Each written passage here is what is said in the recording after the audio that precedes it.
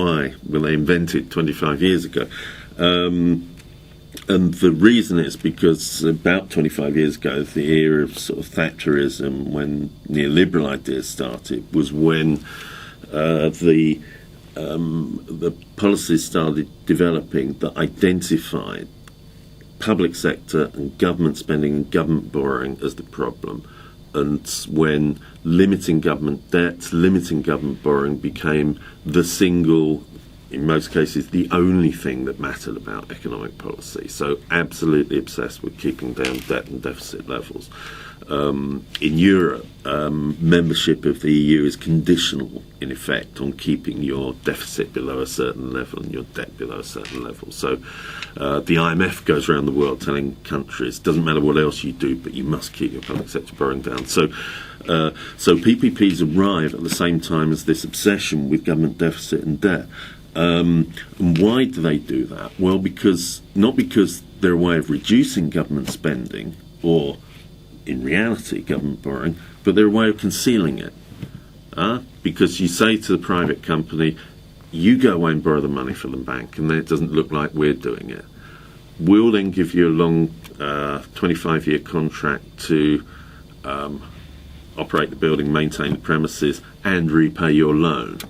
And then that's not us borrowing the money, that's us paying you for doing a job for us. So as far as the balance sheet is concerned, that's not public debt, it's private debt. It's not public borrowing, it's private borrowing. Okay? And so it literally is a bit of creative accounting, fiddling the books, taking it off balance sheet, as they say.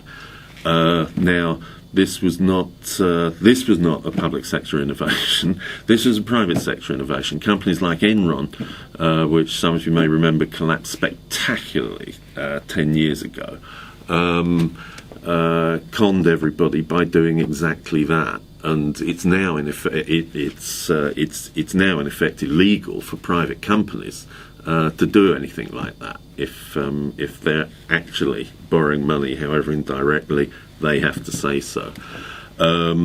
So the reason PPPs became popular were they were a big way of cooking the books. They were an expensive way of cooking the books, but a very effective way of cooking the books. They made governments look as though they weren't borrowing as much as they really were. Now that little scam is probably coming to an end. In the UK and other countries, that's partly because brave government statisticians who are responsible for writing the figures in this column of public sector debt or that column private sector debt looked at the reality of what was happening, and they said to the British government, they said to Gordon Brown, sorry Minister, this is a fiddle, we can see it's a fiddle. These figures are going in this column under public sector debt, not private sector debt. And ultimately that decision of the statisticians had to be respected. And so more and more stuff started going back on the government's balance sheet. And now in the UK, they've given up trying, and any PPPs are on the government balance sheet. Well, if they're on the government's balance sheet, they no longer get the advantage of the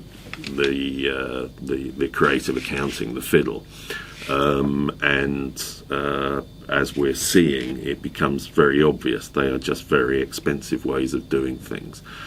So I don't think we're going to see many more PPPs in the UK, and probably not around the world either, because there's new international accounting standards that say government shouldn't be doing this anywhere. So I hope that the short life of PPPs will not carry on any longer, and we will shortly see the welcome death of that terrible, expensive, rip-off way of doing things.